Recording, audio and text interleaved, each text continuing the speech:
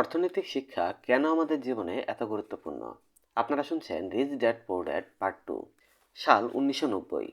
আমার প্রিয় বন্ধু মাইক তার বাবার সাম্রাজ্যের দায়িত্ব গ্রহণ করলো। বস্তুত সে তার বাবার থেকেও ভালো কাজ করছিল। আমরা বছরে একবার কি দুইবার গল্ফ কোর্সে দেখা করি। সে এবং তার স্ত্রী এত ধনী যে আপনারা কল্পনাও করতে পারবেন না। ধনবান বাবার সাম্রাজ্য এখন সুযোগ্য হাতে সুরক্ষিত ছিল। মাইক এখন তার সন্তানকে তার জায়গা নেয়ার জন্য তৈরি করছে, যেমনভাবে তার বাবা আমাদের তৈরি করেছিলেন। 1994 সালে 47 বছর বয়সে আমি অবসর গ্রহণ করেছিলাম। তখন আমার স্ত্রী কিমের বয়স 37। অবসর গ্রহণের অর্থ কাজ করা বন্ধ করা নয়। আমার স্ত্রী এবং আমার কাছে এর অর্থ কোনো অভাবিত বৈপ্লবিক পরিবর্তন না ঘটলে আমরা কাজ করতেও পারি, আবার নাও করতে পারি। কারণ আমাদের অর্থ স্বয়ংক্রিয়ভাবেই বৃদ্ধি পাচ্ছে এবং তা মুদ্রাস্ফীতির থেকে অনেক এগিয়ে। আমার মনে হয় এর আরেকটা মানে হলো স্বাধীনতা। আমাদের সম্পত্তিগুলো নিজে নিজে বৃদ্ধি পাবার পক্ষে যথেষ্টই বড়। এটা ঠিক একটা গাছ রোপণ করার মতো। আপনি বছরের পর বছর এতে জল দেন, আর তারপর হঠাৎ আপনার পরিচর্যার প্রয়োজন ফুরিয়ে যায়। এর মূলগুলো ততদিনে যথেষ্ট গভীরে পৌঁছে গেছে, বরং গাছ তখন আপনাকে ছায়া দেয় ভোগ করার জন্য। মাইক সাম্রাজ্য পরিচালনা করা বেছে নিয়েছিল, অন্যদিকে আমি অবসর গ্রহণ বেছে নিয়েছিলাম। যখনই আমি একদল লোকের সঙ্গে কথা বলি, তারা প্রায়ই জিজ্ঞেস করে আমার পরামর্শ কী, অথবা তারা কি করতে পারে, তারা কিভাবে শুরু করতে পারে, কোনো ভালো বই আছে কি যেটা আমি অনুমোদন করতে পারি, তাদের সন্তানদের প্রস্তুত করার জন্য কি করা উচিত, সাফল্যের গোপন চাবিটি কি, আমি কি করে কোটি কোটি ডলার রোজগার করি। এক্ষেত্রে আমার সবসময় একটি প্রবন্ধের কথা মনে পড়ে যা আমাকে একসময় দেয়া হয়েছিল। এর কিছুটা আমি নিচে উল্লেখ করলাম। সবচেয়ে ধনী ব্যবসায়ী। 1923 সালে শিকাগো অ্যাচওয়ার্ড বিচ হোটেলে আমাদের সবচেয়ে মহান নেতা এবং ধনী ব্যবসায়ীদের একটি সম্মেলন হয়েছিল। তাদের মধ্যে ছিলেন চার্লস শোয়েব, সর্ববৃহৎ স্বাধীন স্টিল কর্পোরেশনের প্রধান স্যামুয়েল ইনসাল, পৃথিবীর সর্ববৃহৎ ইউটিলিটি প্রেসিডেন্ট হার্ডওয়্যার হবসন, বৃহত্তম গ্যাস কোম্পানির প্রধান ইভার ক্রেগার, সে সময়কার পৃথিবীর বৃহত্তম কোম্পানিগুলোর একটি ইন্টারন্যাশনাল ম্যাচ কোম্পানি এর president Leon Fraser, bank of international সেলসম্যানটেন এর প্রেসিডেন্ট আর্থার কটন এবং জেসি লিভারমোর। এরা দুজনেই অত্যন্ত সুদক্ষ স্টক স্পেকুলেটর ছিল এবং প্রেসিডেন্ট হার্ডিং এর ক্যাবিনেটের সভ্য আলবার্ট ফল। 25 বছর পর উপরোক্ত 9 জনের এইভাবে সমাপ্তি ঘটেছিল, যা কল্পনার বাইরে। শোয়েব 5 বছর যাবৎ ঋণে জর্জরিত জীবন পার করার পর করপদক শূন্য অবস্থায় মারা গিয়েছিলেন। ইনসালের মৃত্যু হয় বিদেশে টাকা কড়িহীন অবস্থায়। ক্রেগার আর কটন সহায় সম্বলহীন অবস্থায় মারা গিয়েছিলেন। হবসন পাগল হয়ে গিয়েছিলেন। হুইন্টি আর আলবার্ট ফল সবে কারাগার থেকে মুক্তি পেয়েছিলেন। থ্রেসার আর লিভারমোর আত্মহত্যা করেছিলেন। আমার সন্দেহ এই লোকগুলির বাস্তবিকভাবে কি হয়েছিল তা হয়তো কেউ বলতে পারবে না। আপনি যদি 1923 সালটা দেখেন, তাহলে এটা 1929 সালের market crash are the great depression এর ঠিক আগেকার সময়টা। আমার মনে হয় এইসব লোকেদের এবং তাদের জীবনের উপর এই মন্দাবস্থা বিপুল প্রভাব ফেলেছিল। এখন কথা হচ্ছে, আমরা আজকাল এইসব লোকেদের থেকে আরও বেশি এবং আরও দ্রুত পরিবর্তনশীল যুগে বাস করি। আমার মনে হয় আগামী 25 বছরে আরও অনেক স্ফীতি আর অর্থনৈতিক মন্দা আসবে এবং এইসব লোকেদের যে উঠানামার সম্মুখীন হতে হয়েছিল তারই সমান্তরাল হবে। আমি চিন্তিত এই জন্য যে বেশিরভাগ লোকেরা অর্থের দিকে প্রধানত লক্ষ্য রেখেছে, তাদের মূলধন অর্থাৎ শিক্ষাকে উপেক্ষা করছে। যদি লোকেরা নমনীয় হওয়ার জন্য প্রস্তুত থাকে, মন খোলা রাখে, শিখতে চায়, তারা পরিবর্তনের মধ্য দিয়ে ক্রমশ ধনী হয়ে উঠবে। কিন্তু তারা যদি মনে করে অর্থ তাদের সমস্যার সমাধান করবে, তাহলে আমি বলতে বাধ্য হচ্ছি তারা বিপদে পড়বে। বুদ্ধি সমস্যার সমাধান করে এবং অর্থ উপার্জন করে। আর্থিক বুদ্ধির প্রয়োগ ছাড়া যে অর্থ আসে তা খুব দ্রুত চলে যায়। বেশিরভাগ লোক বুঝতে না পারলে যে আসলে জীবনে আপনি কত সম্পত্তি করেছেন সেটা কিছুই নয়, বরং আপনি কত অর্থ রাখতে পেরেছেন সেটাই আসল। আমরা সবাই গরিব লটারি বিজেতাদের গল্প শুনেছি, যারা হঠাৎ ধনী হয়ে আবার গরিব হয়ে গেছে। তারা কোটি কোটি ডলার জেতে কিন্তু শীঘ্রই ফিরে যায় আগের অবস্থায়। অথবা সেই পেশাদারি খেলোয়াড়দের গল্প, যে 24 বছর বয়সে বছরে 1 কোটি ডলারের বেশি রোজগার করছিল, অথচ 34 বছর বয়সে তাকে কোনো এক ব্রিজের নিচে শুয়ে ঘুমোতে হয়েছে।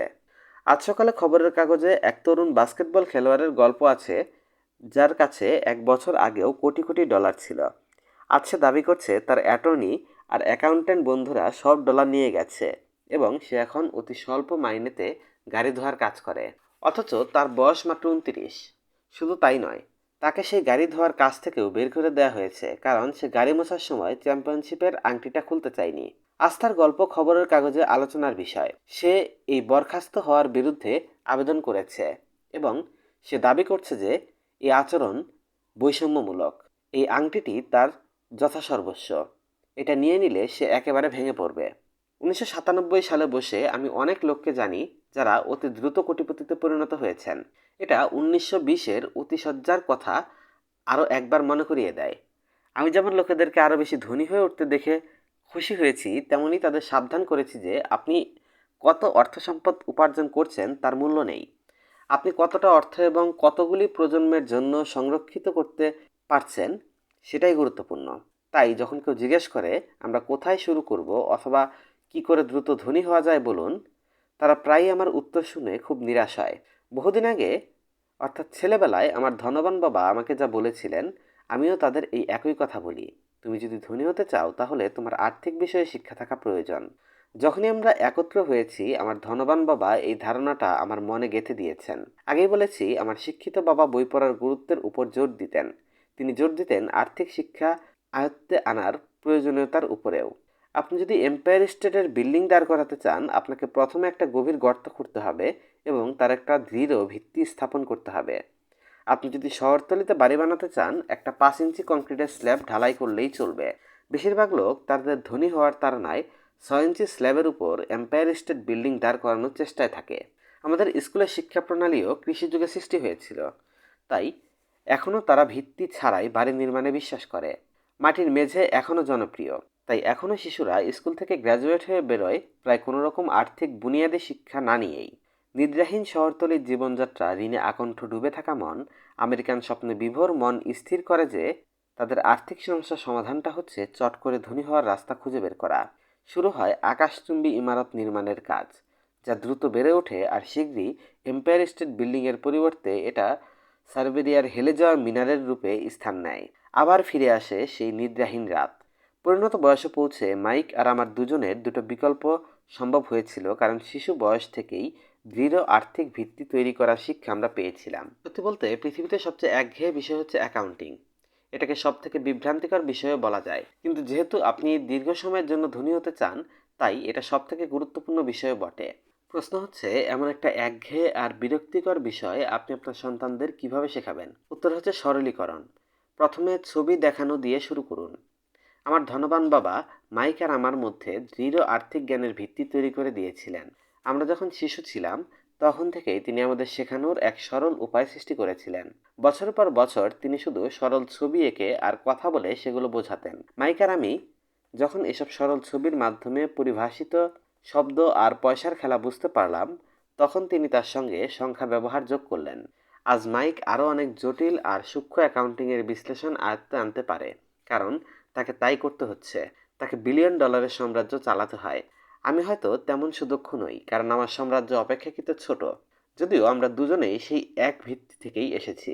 পরবর্তী পাতাগুলোতে আমি আপনাদের সেই একই চিত্র তৈরি করে দেব যা মাইকের বাবা আমাদের জন্য সরল রেখাচিত্র তৈরি করে শিখিয়েছিলেন। সরল এই চিত্রগুলো দুটি বালকের বিশাল অঙ্কের অর্থ গড়ে তুলতে সাহায্য করেছিল, যার ভিত্তি ছিল মজবুত আর গভীর। নিয়ম 1, আপনার সম্পত্তি বা অ্যাসেট আর লায়াবিলিটিস এর মধ্যে পার্থক্য বুঝে সম্পত্তি কেনা দরকার। আপনি যদি ধনী হতে চান, এটুকুই আপনার জন্য যথেষ্ট। এই প্রথম নিয়ম, এবং এটাই একমাত্র নিয়ম। হয়তো অদ্ভুতভাবে সাধারণ মনে হচ্ছে, কিন্তু এই নিয়ম যে কতটা নিপুণ বেশিরভাগ লোকের তার ধারণা নেই। বেশিরভাগ লোক আর্থিক বিষয়ে সংগ্রাম করে কারণ তারা সম্পত্তি আর দায়ের তফাৎ জানে না। ধনী ব্যক্তিরা সম্পত্তি সংগ্রহ করে, গরিব আর মধ্যবিত্ত শ্রেণী দায় সংগ্রহ করে। তারা এগুলোকে সম্পত্তি বলে মনে করে। যখন ধনবান বাবা মাইক আর আমাকে এটা বুঝিয়ে বলেছিলেন, আমরা ভেবেছিলাম উনি বুঝি মজা করছেন। তখন আমরা প্রায় তরুণ। ধনী হওয়ার গোপন তথ্য জানার আমাদের অধীর আগ্রহ, আর তার কাছে ছিল তারই উত্তর। জবাবটা এত সহজ, কিন্তু আমাদের ভাবতে দীর্ঘ সময় লেগেছিল। সম্পত্তি কি? মাইক জিজ্ঞেস করলো। এখন এ নিয়ে দুশ্চিন্তা করো না, ধনবান বাবা বলেছিলেন। ভাবনাটা মাথায় ঢুকে যেতে দাও। তুমি যদি এই সরল সত্যিটা উপলব্ধি করতে পারো, তোমার জীবনে একটা পরিকল্পনা থাকবে, আর্থিক স্বচ্ছতা থাকবে। এটা খুব সাধারণ বলেই এই ভাবনাটা বাদ চলে যায়। আপনি বলতে চাইছেন আমাদের শুধু জানতে হবে সম্পত্তি কি আর সেগুলি সংগ্রহ করতে হবে, আর তাহলে আমরা ধনী হয়ে যাব? আমি জিজ্ঞেস করলাম। ধনবান বাবা মাথা নাড়লেন। হ্যাঁ, এটা এতটাই সহজ। এটা যদি এত সহজ হয় তাহলে সবাই ধনী নয় কেন? আমি জিজ্ঞেস করলাম। ধনবান বাবা মিটি মিটি হাসলেন, কারণ লোকেরা সম্পত্তি আর দায়ের মধ্যে পার্থক্য করতে জানে না। আমার মনে আছে আমি জিজ্ঞেস করেছিলাম, বড়রা এত বোকা কেন? যদি এতই সোজা, এটা যদি এতই গুরুত্বপূর্ণ, সবাই এটা খুঁজে বের করার চেষ্টা করে না কেন? আমার ধনবান বাবা মাত্র কয়েক মিনিট লেগেছিল সম্পত্তি আর দায়ের মধ্যে প্রভেদটাকে আমাদের বোঝাতে। একজন পূর্ণবয়স্ক হিসেবে অন্য পূর্ণবয়স্কদের এটা বোঝাতে আমার অসুবিধা হয়। আমি জিজ্ঞেস করলাম, কেন? কারণ পূর্ণবয়স্কদের বুদ্ধি বেশি। বেশিরভাগ ক্ষেত্রে এই চিন্তাধারার সরলতার জন্য বিষয়টি পূর্ণবয়স্কদের দৃষ্টি এড়িয়ে যায়, কারণ তারা নানান রকম শিক্ষা, accounting, real estate agent, financial planner ইত্যাদির কাছ থেকে নেয়। পূর্ণবয়স্কদের সেই সব শিক্ষা ভুলে যেতে বললে তারা আবার শিশুর সারল্য ফিরে পাওয়ার কথা বললা বা তাদের বোঝানো খুবই মুশকিল। একজন বুদ্ধিমান পূর্ণবয়স্ক লোক প্রায় এত সরল সংজ্ঞার প্রতি মনোযোগ দেওয়ার বোকামি করেন না। তারা এটাকে বোকামি মনে করে। ধনবান বাবা KISS আদর্শে বিশ্বাস করতেন। এর মানে হলো কিপ ইট সিম্পল স্টুপিড, সরল করে রাখো। তিনি দুজন তরুণ ছেলের জন্য বিরল বিষয়টি সহজ করে দিয়েছিলেন, আর সেটাই তাদের আর্থিক ভিত্তিকে সুদৃঢ় করেছিল। তাহলে গণ্ডগোলের আসল কারণ কি? অথবা কি করে এত সহজ একটা জিনিস এত কঠিন হয়ে ওঠে? কেনই বা মানুষ এমন একটা সম্পত্তি কিনবে যেটা আসলে একটা দায়? উত্তরটা প্রাথমিক শিক্ষা পদ্ধতিতে খুঁজে পাওয়া যায়। আমরা সাক্ষরতা বা শিক্ষা কথাটার উপর জোর দেই। আর্থিক সাক্ষরতা বা আর্থিক শিক্ষা নয়। শব্দ দিয়ে সম্পত্তি আর দায়ের সংজ্ঞা বোঝানো যায় না। বস্তুত আপনি যদি সত্যি বিভ্রান্ত হতে চান, অভিধানে সম্পত্তি আর দায়ের মানে দেখুন। একজন প্রশিক্ষণপ্রাপ্ত অ্যাকাউন্টেন্টের জন্য এই সংজ্ঞা হয়তো ভালো শোনায়, কিন্তু সাধারণ মানুষের কাছে এর কোনো অর্থ নেই। কিন্তু আমাদের বড়দের অহংবোধ এত বেশি যে কোনো অর্থ বুঝতে না পারলে সেটা স্বীকার করতে তাদের দ্বিধা হয়। রিচ ড্যাড বলেছিলেন, শব্দ দিয়ে ব্যাখ্যা হয় না, সংখ্যা দিয়ে বুঝতে হয়। আর তোমার যদি সংখ্যা জ্ঞান না থাকে, তাহলে জমিতে একটা গর্ত ও ভূসম্পত্তির মধ্যে প্রভেদ কোথায় সেটা বুঝে উঠতে পারবে না। অ্যাকাউন্টিংয়ের বিষয়ে ধনবান বাবা বলতেন, শুধু সংখ্যা নয়, সংখ্যাগুলো তোমায় কি বলছে সেটা গুরুত্বপূর্ণ। এটা শব্দের মতো, শুধু কথা নয়, কিন্তু কথার মধ্য দিয়ে যে গল্পটা বলা হচ্ছে সেটাই বক্তব্য। অনেক লোক বই পড়ে কিন্তু বিশেষ কিছু বোঝে না। পরে উপলব্ধি করার ক্ষমতা ভিন্ন ভিন্ন। যেমন আমি সম্প্রতি একটা নতুন ভিসিআর কিনেছি। এতে একটা গাইড বই আছে যাতে ভিসিআর এর প্রোগ্রাম করার পদ্ধতি বোঝানো হয়েছে। আমি শুধু শুক্রবার রাত্রিতে আমার প্রিয় টিভি শোটা রেকর্ড করতে চেয়েছিলাম। ম্যানুয়ালটা পড়তে পড়তে পাগল হওয়ার উপক্রম। মনে হচ্ছিল জগতে ভিসিআর প্রোগ্রামিং শেখার চেয়ে জটিল কিছু নেই। আমি কথাগুলো পড়তে পারছি কিন্তু কিছুই বুঝতে পারছি না। আমি অক্ষরগুলো চেনার জন্য যদি এ গ্রেড পাই, তাহলে একে বোঝার জন্য মনে হয় এফ গ্রেড পাবো। বেশিরভাগ লোকের জন্য আর্থিক স্টেটমেন্ট বা বক্তব্যগুলো অনেকটা এরকমই। তুমি যদি ধনী হতে চাও, তোমাকে সংখ্যা পড়তে আর তাকে উপলব্ধি করতে হবে। আমার রিচ ড্যাড হাজারবার এই কথাটা বলেছেন আমাকে। আমি আরও শুনেছি, ধনীরা সম্পত্তি সংগ্রহ করে কিন্তু গরিব আর মধ্যবিত্তরা দায় সংগ্রহ করে। এবার সম্পত্তি আর দায়ের তফাৎ কোথায় তা বলি। বেশিরভাগ অ্যাকাউন্টেন্ট আর আর্থিক বিষয়ে পেশাদাররা এই সংজ্ঞায় বিশ্বাস করে না। তবে এই সরল ছবিগুলো দুইটা বালকের মনে আর্থিক শিক্ষার দৃঢ় বুনিয়াদ গড়ে তুলেছিল। 13 বছর বয়সী ছেলেদের বোঝাবার জন্য ধনবান বাবা যথাসম্ভব ছবি ব্যবহার করতেন। সম্পত্তির ক্যাশফ্লো প্যাটার্ন: উপরের বক্সে আয়, নিচের বক্সে খরচ, আর নিচের দুইটা বক্সে সম্পত্তি এবং দায়। অ্যাসেট বা সম্পত্তি থেকে ইনকাম বা আয় আসে, অর্থাৎ প্রবেশ এবং বহির্গমন। লোকেরা আমাকে জিজ্ঞেস করে কি করে চটপট ধনী হওয়া যায় অথবা কোথা থেকে তারা শুরু করবে। আমি মাথা নিচু করে রাখি। আমি প্রায়ই শুনি আমার দেনা হয়ে গেছে, তাই আমার আরও রোজগার করা প্রয়োজন। কিন্তু প্রায়ই আরও টাকা পয়সা সমস্যার সমাধান করে না। বস্তুত এটা হয়তো সমস্যাকে আরও বাড়িয়ে দেয়। অর্থ আমাদের দুঃখজনক ত্রুটিগুলো স্পষ্ট করে দেয়। অর্থ অনেক ক্ষেত্রেই আমরা যা জানি না সেটাকে সুস্পষ্ট করে তোলে। তাই যখন কোনো ব্যক্তির কাছে ঝড়ের মতো প্রচুর অর্থ আসে, যেমন পৈতৃক সম্পত্তি বা বেতন বাড়া অথবা লটারি জেতা, সেটা বেশি দিন স্থায়ী হয় না। তখন সে দ্রুত আগের আর্থিক অবস্থায় ফেরত যায়। কখনো কখনো আর্থিক বিশৃঙ্খলা আগের চেয়েও বেড়ে যায়। আপনার মস্তিষ্কে যে ক্যাশ ফ্লোর নকশা বিদ্যমান, অর্থ সেটাই প্রকাশ করে। আপনার যদি সমস্তটাই খরচ করার প্রবণতা থাকে, তাহলে অর্থ বাড়লে আপনার শুধু খরচই বাড়বে। সেজন্য বলা হয় মূর্খ আর তার অর্থ মানেই একটা বিশাল বড় পার্টি। আমি অনেকবার বলেছি, আমরা পুঁথিগত দক্ষতা আর পেশাদারি দক্ষতা শেখার জন্য স্কুলে যাই। দুটোই গুরুত্বপূর্ণ। আমাদের পেশাদারি দক্ষতা দিয়েই আমরা রোজগার করতে শিখি। 1960 সালে যখন আমি হাই স্কুলে ছিলাম, কেউ স্কুলে পড়াশোনায় ভালো হলে লোকে ধরেই নিত যে সেই মেধাবী ছাত্রটি ডাক্তার হবে। ছাত্রটিকে কেউ জিজ্ঞেস করতো না সে কি আদৌ ডাক্তার হতে চায় কিনা। যেহেতু এই পেশাতেই সবচেয়ে বেশি টাকা উপার্জনের প্রতিশ্রুতি ছিল, তাই সকলেই এরকম ধারণার সৃষ্টি হতো। আজকাল ডাক্তাররা এমন আর্থিক সমস্যার সম্মুখীন হচ্ছে যে আমি আমার শত্রুরা এমন বিপদ চাইব না। ইন্স্যুরেন্স কোম্পানি পরিচালিত ব্যবসা, স্বাস্থ্য পরিচর্যার নিয়ন্ত্রণ, সরকারি হস্তক্ষেপ, অপচিকিৎসার অভিযোগ, আরও কত কি। আজকাল ছোট ছেলে মেয়েরা বাস্কেটবল তারকা টাইগার উডের মতো গলফার, কম্পিউটার বিশেষজ্ঞ, movie star, rock star, beauty queen অথবা ওয়াল স্ট্রিট ব্যবসায়ী হতে চায়, কারণ এখন ওসবের নাম যশ, অর্থ আর সম্মান। তাই আজকাল শিশুকালে স্কুলে পড়াশোনায় আগ্রহী করে তোলা কঠিন। তারা জানে পেশাদারি সাফল্য এখন আর শুধুমাত্র শিক্ষাগত সাফল্যের সাথে যুক্ত নয়, একদিন যেমন ছিল। যেহেতু ছাত্ররা কোনো আর্থিক দক্ষতা ছাড়াই স্কুল থেকে বেরোয়, কোটি কোটি শিক্ষিত লোক তাদের পেশায় সফল হয়েও শেষ অবধি আর্থিক সংগ্রামের মুখোমুখি হয়। তারা আরও পরিশ্রম করে কিন্তু এগোতে পারে না। তাদের অর্থ উপার্জন পদ্ধতিটা তো দেখানো হয়েছে, কিন্তু অর্থ উপার্জনের পর সেই অর্থের সদ্ব্যবহার করার উপায়টা শেখানো হয়নি। তাদের শেখানো হয়নি আর্থিক বিষয়ে স্বাভাবিক ক্ষমতা অর্জনের পর আপনি কি করবেন, কি করে অন্যদের কাছ থেকে সুরক্ষিত সেই অর্থকে রাখবেন, কতদিন এটা নিজের কাছে রাখবেন, আর সেই অর্থ আপনার জন্য কতটা পরিশ্রম করতে পারে। বেশিরভাগ লোক বলতে পারে না তারা কেন অর্থের জন্য সংগ্রাম করছে, কারণ তারা ক্যাশ ফ্লো বোঝে না। একজন উচ্চশিক্ষিত ব্যক্তি অনেক বেশি শিক্ষিত হতে পারে, পেশায় সফল হতে পারে, অথচ আর্থিক বিষয়ে সে হয়তোবা নিরক্ষর। এসব লোকেরা প্রায় তাদের প্রয়োজনের চেয়ে বেশি খাটে, কারণ তারা শুধু শিখেছে যে পরিশ্রম করে কাজ করতে হবে। অর্থলাভের সুখ স্বপ্ন কিভাবে ভয়াবহ দুঃস্বপ্নে হয়ে ওঠে তারই গল্প এটা। পরিশ্রমী মানুষের জীবনযাত্রার একটা নির্দিষ্ট ছক থাকে। সদ্য বিবাহিত সুখী উচ্চশিক্ষিত অল্প বয়সী দম্পতি বসবাসের জন্য দুজনের মধ্যে একজনের ভাড়া করা ছোট ঘরে থাকতে থাকে। তৎক্ষণাৎ তারা বুঝতে পারে যে তারা সঞ্চয় করতে পারছে, কারণ তারা দুজনেই একসঙ্গে থাকছে। সমস্যাটা হলো ঘরটা ছোট, তারা সন্তান চায়, তাই তারা তাদের স্বপ্নের বাড়িটা কেনার জন্য টাকা সঞ্চয়ের সিদ্ধান্ত নেয়। তাদের এখন রোজগার দ্বিগুণ, দুজনে নিজের কর্মজীবনে মনোনিবেশ করে, তাদের রোজগার বাড়তে শুরু করে। তাদের আয় বৃদ্ধিটা ঠিক এভাবেই হয়। সঙ্গে সঙ্গে তাদের খরচগুলো কিভাবে বাড়ে দেখুন। বেশিরভাগ লোকেরই সর্বপ্রথম খরচ হলো কর পরিশোধ করা। অনেকে মনে করে ইনকাম ট্যাক্স বুঝি সবচেয়ে খরচ সাপেক্ষ, কিন্তু বেশিরভাগ আমেরিকান এর জন্য সোশ্যাল সিকিউরিটি বা সামাজিক নিরাপত্তার ট্যাক্স সবচেয়ে বেশি হয়। একজন কর্মীর মনে হতে পারে যে সোশ্যাল সিকিউরিটি ট্যাক্সের সঙ্গে মেডিকেল বা চিকিৎসা এবং পরিচর্যার ট্যাক্স যোগ করলে মোটামুটি 7.5% দাঁড়ায়, কিন্তু বাস্তবে এটা দাঁড়ায় 15%। কারণ মালিকেরও সোশ্যাল সিকিউরিটির সমতুল্য কর দিতে হয়। সংক্ষেপে, এই টাকাটা মালিক আপনাকে দিতে পারেন না।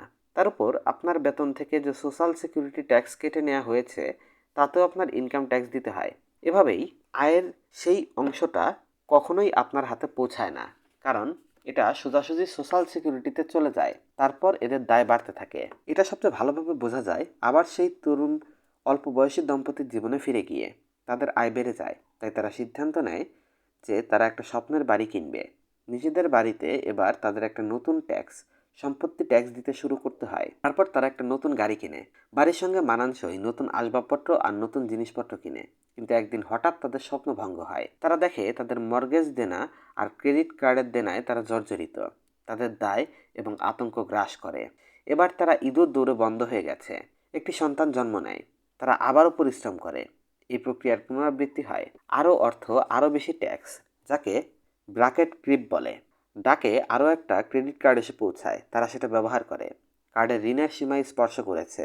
একটা বন্ধকি কোম্পানি ফোনে জানায় তাদের সবচেয়ে বড় সম্পত্তি, তাদের বাড়িটার মূল্য বেড়েছে। কোম্পানি থেকে তাদের বিল কনসিডারেশন লোনের প্রস্তাব আসে, কারণ তাদের রেকর্ড খুব ভালো।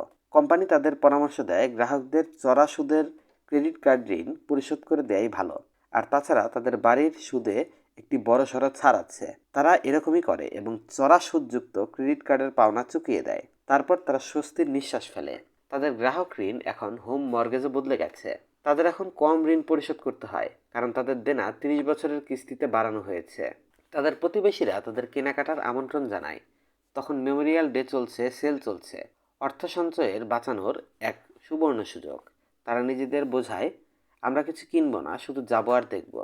কিন্তু হঠাৎ কিছু চোখে পড়ে, তাই ধার চুকিয়ে দেয়া পরিষ্কার ক্রেডিট কার্ডটিও ব্যাগে ঢুকিয়ে নেয়। আমার এই ধরনের তরুণ দম্পতির সাথে প্রায় দেখা হয়। তাদের নাম পাল্টে যায়, কিন্তু তাদের আর্থিক উভয় সংকট একই থাকে। তারা আমার বক্তব্য শুনতে কোনো একটা বক্তৃতায় আসে। তারা আমাকে জিজ্ঞেস করে, আপনি কি আমাদের আরও অর্থ উপার্জনের উপায় বলতে পারেন? অথচ খরচ করার অভ্যাস আরও রোজগারের সন্ধানের প্রধান কারণ।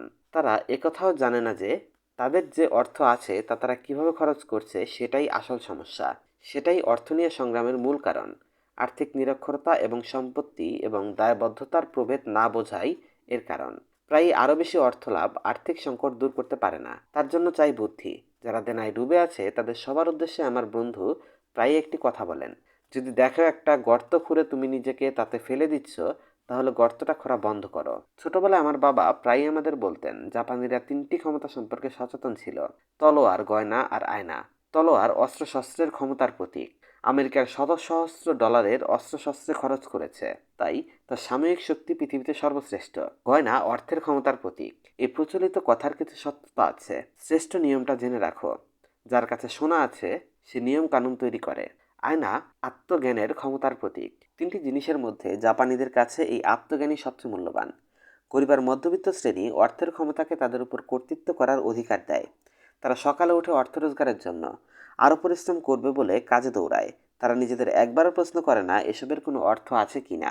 এরা অর্থের বিষয়ে সম্পূর্ণ বুঝতে পারে না, তাই অর্থের ভয়াবহ ক্ষমতাকে তাদের উপর নেতৃত্ব করতে দেয়। এভাবে অর্থের ক্ষমতা তাদের বিরুদ্ধে ব্যবহৃত হয়। কিন্তু তারা যদি আয়নার ক্ষমতাকে ব্যবহার করত, তাহলে হয়তো নিজেদের জিজ্ঞেস করত এর কি কোনো অর্থ আছে। বেশিরভাগ লোক প্রায় নিজেদের অন্তরের জ্ঞানকে, ভিতরকার প্রতিভাকে বিশ্বাস না করে জনতার সঙ্গে চলতে ভালোবাসে। তারা কাজ করে কারণ সবাই করছে। তারা প্রশ্ন করার বদলে মেনে নেয়। প্রায়ই তারা বুদ্ধি না খাটিয়ে তাদের যা বলা হয়েছে তার পুনরাবৃত্তি করে। যেমন, একাধিক বিনিয়োগ করুন, অথবা আপনার বাড়ি একটা সম্পত্তি। আপনার বাড়ি আপনার জন্য সবচেয়ে বড় বিনিয়োগ। আপনি বেশি করে ট্যাক্সে একটা ছাড় পাবেন। আপনি বেশি করে ধার নিলে ট্যাক্সে একটা ছাড় পাবেন। একটা নিরাপদ চাকরি খুঁজুন, ভুল করবেন না, ঝুঁকি নেবেন না। বলা হয় যে বেশিরভাগ লোকের জন্য সবার সামনে দাঁড়িয়ে কথা বলা মৃত্যুর চেয়ে বেশি ভয়ঙ্কর। জনসম্মুখে বলার ভয়ের কারণ সমাজ থেকে বহিষ্কৃত হওয়ার ভয়, সবাই থেকে আলাদা হওয়ার ভয়, সমালোচনার ভয়, মানুষের হাসির পাত্র হওয়ার ভয়, নির্বাসিত হওয়ার ভয়, বাকিদের থেকে অন্যরকম হওয়ার ভয় মানুষের জন্য সমস্যার নতুন সমাধান খোঁজার পথে বাধা সৃষ্টি করে। সেজন্যই আমার শিক্ষিত বাবা বলেছিলেন যে জাপানিরা আয়নার ক্ষমতাকে সবচেয়ে বেশি মূল্য দেয়। কারণ আমরা যখন মানুষ হিসেবে আয়নার ভেতর দেখি, তখনই সত্যকে দেখতে পাই। বেশিরভাগ লোক যে সাবধানে চলো কথাটা বলে, তার প্রধান কারণ হচ্ছে ভয়। এটা খেলাধুলা, সম্পর্ক, কর্মজীবন ও অর্থ সব জায়গাতে প্রযোজ্য। সেই একই ভয়, সমাজ থেকে বহিষ্কৃত হওয়ার ভয়ে মানুষ সব মেনে নেয়। সর্বসাধারণের মতামতে অথবা জনপ্রিয় ধারার বিরুদ্ধে প্রশ্ন করে না। আপনার বাড়ি একটা সম্পত্তি, এটা পদোন্নতি। একদিন আমি ভাইস প্রেসিডেন্ট হব। অর্থ সঞ্চয় করুন। মাইনে বাড়লে আমি একটা বড় বাড়ি কিনব। মিউচুয়াল ফান্ডে টাকা রাখা নিরাপদ। টিকল মি এলমো ডল এখন স্টকে নেই, কিন্তু আমার কাছে একটা রয়ে গেছে, যার জন্য কখনো কোনো ক্রেতা আসেনি। ভিড়ের সাথে তাল মিলিয়ে চলা, তাদের সঙ্গে সঙ্গতি রাখার চেষ্টার ফলে নানান আর্থিক সমস্যা হয়েছে। মাঝে মাঝে আমাদের সবার আয়নাতে নিজেদের প্রতিফলন দেখা উচিত এবং বাইরের ভয়ের কাছে আত্মসমর্পণ না করে আমাদের অন্তরের জ্ঞান যা বলছে তার প্রতি সততা দেখানো প্রয়োজন। মাইকার আমার বয়স যখন 16, তখন আমাদের স্কুলে একটা সমস্যা দেখা দিল। আমরা মন্দ ছিলাম না, তবে অন্যদের থেকে আলাদা হতে শুরু করেছিলাম। স্কুলের পরের সপ্তাহান্তে আমরা মাইকের বাবার জন্য কাজ করতাম। মাইকের আমি কাজের পর প্রায়ই তার বাবার সঙ্গে ঘন্টার পর ঘন্টা কাটাতাম, যেখানে তিনি ব্যাংকার, ইনভেস্ট ম্যানেজার এবং কর্মীদের সঙ্গে মিটিং করতেন। আমরা ওই একই টেবিলে চুপচাপ বসে দেখতাম।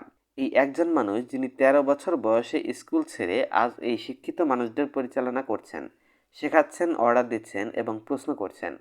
তারা সবসময় তার আজ্ঞাধীন থাকছে এবং তার অনুমোদন না পেলে মাথা নিচু করে কুঁকড়ে যাচ্ছেন। এই একজন মানুষ, যিনি ভিড়ের সঙ্গে তাল মিলিয়ে চলেননি, তিনি স্বতন্ত্রভাবে চিন্তা ভাবনা করেছেন।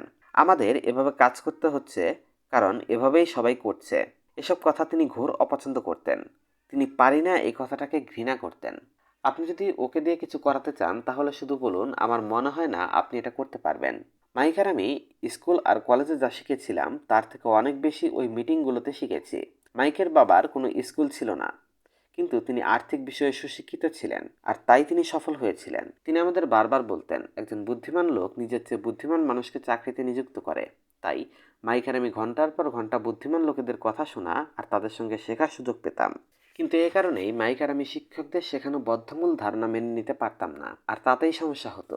যখনই আমাদের শিক্ষক বলতেন, তোমরা যদি ভালো নাম্বার পাও, তোমরা বাস্তব জগতে সফল হতে পারবে, আর নাম্বার না পেলে ফেল হবে, মাইক আর আমি সংশয় নিয়ে তাকাতাম। যখন আমাদের বাধা ধরা কার্যপ্রণালী মেনে নিতে বলা হতো, তখন নিয়মের বাইরে যেতে বারণ করা হতো, আমরা বুঝতে পারতাম স্কুলের শিক্ষা ব্যবস্থা আসলে সৃষ্টিধর্মী কাজকে নিরুৎসাহিত করে। আমরা ধনী বাবার বলা কথাগুলোকে বুঝতে শুরু করেছিলাম। তিনি বলেছিলেন, স্কুলের পাঠ্যক্রম রচনা করা হয় ভালো কর্মী তৈরির জন্য, ভালো মালিক তৈরির জন্য নয়। কখনো কখনো মাইক আর আমি আমাদের শিক্ষকদের জিজ্ঞেস করতাম, পাঠ্য বিষয় কি করে বাস্তব জীবনে প্রয়োগ করা যায়, অথবা আমরা কেন অর্থ সম্বন্ধে বা অর্থের কাজ করার পদ্ধতি সম্পর্কে পড়ি না। প্রায়ই এর উত্তর পেতাম, কারণ টাকা গুরুত্বপূর্ণ নয়। আমরা যদি পড়াশোনায় ভালো করতে পারি, অর্থ লাভ সুনিশ্চিত। আমরা অর্থের ক্ষমতা সম্পর্কে যত বেশি জানতে পারছিলাম, ততই আমার শিক্ষক এবং সহযোগীদের কাছ থেকে সরে যাচ্ছিলাম। আমার উচ্চশিক্ষিত বাবা কখনো আমাকে ভালো নাম্বারের জন্য চাপ দেননি। আমি ভাবতাম কেন দেননি, তবে অর্থ নিয়ে আমাদের মতভেদে সুস্পষ্ট হয়ে উঠছিল ধারণা। আমার বয়স যখন 16, আমার বাবা মার চেয়ে আমার অর্থের বিষয়ে বেশি ভালো ভিত্তি গড়ে উঠেছিল। আমি লাভ ক্ষতির হিসাব রাখতে পারতাম, ট্যাক্স অ্যাকাউন্ট্যান্ট, কর্পোরেট অ্যাটর্নি, ব্যাংকার, রিয়েল এস্টেট ব্রোকার, ইনভেস্টর ইত্যাদি মানুষদের বক্তব্য শুনতাম। কিন্তু আমি দেখেছি আমার বাবা শুধু শিক্ষকদের সঙ্গেই কথা বলতেন। একদিন আমার বাবা আমায় বলেছিলেন, আমাদের বাড়িটাই আমাদের সব থেকে বড় বিনিয়োগ। আর আমি তাকে বলেছিলাম এবং বোঝালাম, এটা তেমন ভালো বিনিয়োগ নয়। এমনই এক অপ্রিয় তর্ক শুরু হয়ে গেল। এই চিত্রটা আমার ধনবান বাবা আর নির্ধন বাবার নিজেদের বাড়ি সম্পর্কে দৃষ্টিভঙ্গির প্রভেদ দেখাচ্ছে। এক বাবা ভেবেছিলেন বাড়িটা তার সম্পত্তি, অন্য বাবা ভেবেছিলেন এটা তার দায়। আজও বাড়িটা যে সম্পত্তি নয় সে বিষয়ে আমার সঙ্গে তর্ক হয়। অনেক লোকের ক্ষেত্রে বাড়িটা তাদের স্বপ্ন এবং সব থেকে বড় বিনিয়োগ। তাদের কাছে নিজের বাড়ি থাকা কিছু না থাকার চেয়ে ভালো। একটু অন্যরকম দৃষ্টিভঙ্গিতে এই জনপ্রিয় মতটিকে আমি দেখবার প্রস্তাব দিতে চাই। আমার স্ত্রী এবং আমাকে যদি একটা আরও বড় আর ঝকঝকে বাড়ি কিনতে হয়, আমরা বুঝতে পারবো এটা কোনো সম্পত্তি হবে না, বরং এটা দায় হয়ে উঠবে, কারণ এটা আমাদের পকেট থেকে পয়সা নিয়ে যাবে। তাই আমার যুক্তিগুলি রাখছি। আমি জানি বেশিরভাগ লোক এতে একমত হবে না, কারণ সুন্দর বাড়ি একই সঙ্গে গভীর আবেগযুক্ত থাকে সুন্দর বাড়িতে। আর অর্থ সংক্রান্ত বিষয়ে অতিরিক্ত আবেগ অর্থের বুদ্ধি কমিয়ে দেয়। আমার ব্যক্তিগত অভিজ্ঞতা থেকে বলছি, অর্থ প্রতিটি বিচার বুদ্ধিকে আবেগপ্রবণ করে তুলতে পারে। এক, বাড়ি প্রসঙ্গে আমি একটা কথা বলবো। বেশিরভাগ লোক সারা জীবন কাজ করে তাদের বাড়ি কেনার খরচ মেটায়, অথচ সে বাড়িটি কখনোই তাদের সম্পূর্ণ আয়ত্তাধীন হয় না। অন্যভাবে বলা যায়, বেশিরভাগ লোক কয়েক বছর পর পর নতুন বাড়ি কেনে আর আগেকার ঋণ শোধ করার জন্য প্রত্যেকবার নতুন করে 30 বছরের ঋণ নেয়। দুই, যদি মর্গেজ পাওনা মেটালে সুদের ট্যাক্সে ছাড় পাওয়া যায়, তাদের ট্যাক্স বাদ দিয়ে বকেয়া ডলার বাকি খরচ চলে। এমনকি মর্গেজ শোধ হয়ে যাওয়ার পরেও এই ব্যবস্থাই চলে। তিন, সম্পত্তি ট্যাক্স। আমার স্ত্রীর মা বাবার সম্পত্তি ট্যাক্স মাসে $1000 হয়ে যাওয়ায় তারা খুব আঘাত পেয়েছিলেন। তাদের অবসর গ্রহণের পর এমনটি হয়, যার ফলে এই বৃদ্ধি তাদের অবসরের বাজেটের উপর চাপ সৃষ্টি করছিল, তাই তারা অন্য জায়গায় চলে যেতে বাধ্য হয়েছিলেন। চার, সবসময় যে বাড়ির দাম বাড়ে তা নয়।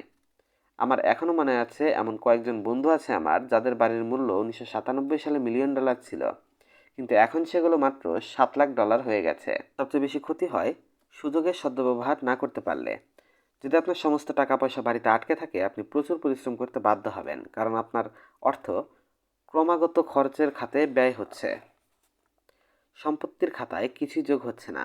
এটা মধ্যবিত্তদের ক্যাশ ফ্লোর ধাঁচ। যদি একজন অল্প বয়সী যুবক যুবতী শুরু থেকে সম্পত্তির খাতায় বেশি অর্থ সঞ্চয় করে, পরবর্তী বছরগুলোতে তাদের সহজ হয়ে যাবে এটা। বিশেষ করে যখন তারা ছেলে মেয়েদের কলেজে পাঠানোর জন্য প্রস্তুত হবে, তাদের সম্পত্তি বৃদ্ধি পাবে এবং অন্য খরচ বহন করতে এটা সাহায্য করবে। প্রায়ই একটা বাড়ি শুধু হোম ইকুইটি লোনের বোঝা টানবার গাড়িতে পরিণত হয়, যার ফলে প্রমাণ খরচ বাড়তেই থাকে। সংক্ষেপে বলা যায়, প্রথম জীবনে বিনিয়োগের পোর্টফোলিও শুরু করার পরবর্তীতে একটা অত্যন্ত মূল্যবান বাড়ির মালিক হওয়ার সিদ্ধান্ত শেষ পর্যন্ত 3 রকমের প্রভাব ফেলে। এক, সময়ের অপচয়। সময়ে অন্যান্য সম্পত্তির দাম বাড়তে পারত। দুই, অতিরিক্ত পুঁজি নষ্ট, যা বাড়ির সংক্রান্ত রক্ষণাবেক্ষণে প্রচুর মাত্রায় খরচ না করলেও অন্য কোথায় বিনিয়োগ করা যেত। তিন, শিক্ষা নষ্ট। প্রায় লোকেরা তাদের বাড়ি সঞ্চয় এবং অবসর গ্রহণ পরিকল্পনাকে তাদের সম্পত্তি মনে করে। যেহেতু তাদের অর্থের অভাব, তাই তারা বিনিয়োগ করে না, ফলে তাদের বিনিয়োগের অভিজ্ঞতা হয় না। তারা কেউ বিনিয়োগের জগতে সার্টিফাইড ইনভেস্টর হতে পারে না। সবচেয়ে ভালো বিনিয়োগ প্রথমে সার্টিফাইড ইনভেস্টরের কাছেই বিক্রি হয়, তারপর তিনি সতর্ক বিনিয়োগকারীদের বিক্রি করেন। আমার শিক্ষিত বাবা ব্যক্তিগত আর্থিক বিবৃতি ইঁদুর দৌড়ে আটকে পড়া মানুষদের জলজান্ত প্রমাণ। তার খরচ এবং রোজগার সমপরিমাণ, তাই কখনো সম্পত্তিতে বিনিয়োগ করতে পারেন না। আপনারা শুনছেন সম্পূর্ণ Bangla audio book rich dad poor dad, 4র্থ অধ্যায়, তৃতীয় শিক্ষা, নিজের কাজে মন দিন। 1974 সালে অস্টিনের টেক্সাস ইউনিভার্সিটির MBA ক্লাসে ম্যাকডোনাল্ডসের প্রতিষ্ঠাতা রে ক্রককে বক্তৃতা দিতে বলা হয়েছিল। আমার এক প্রিয় বন্ধু কেথ কিনিংহাম তক ওই এমবিএ ক্লাসের ছাত্র ছিলেন। তার অত্যন্ত প্রভাবশালী এবং প্রেরণাদায়ক বক্তৃতার শেষে ছাত্ররা রেকে তাদের প্রিয় স্থানটিতে একসঙ্গে বিয়ার খাওয়ার আমন্ত্রণ জানালেন। সে রাজি হলেন। যখন দলের সবাই তাদের বিয়ারের গ্লাস হাতে নিয়েছে, রে হঠাৎ প্রশ্ন করলেন, আমার ব্যবসা কিসের বলো তো? সবাই হেসে উঠেছিল। বেশিরভাগ এমবিএ ছাত্ররা ভাবছিল রে মজা করছেন। কেউ উত্তর দিল না দেখে রে এবার প্রশ্ন করলেন, তোমরা কি মনে করো আমার কিসের ব্যবসা? ছাত্ররা আবার হেসে উঠল। শেষ পর্যন্ত একজন সাহসী ছাত্র চিৎকার করে বলল, রে, এই পৃথিবীতে কে না জানে তুমি হ্যামবার্গারের ব্যবসা করো? রে মুখ টিপে হাসলেন, তারপর বললেন, আমি জানতাম তোমরা এই কথাই বলবে।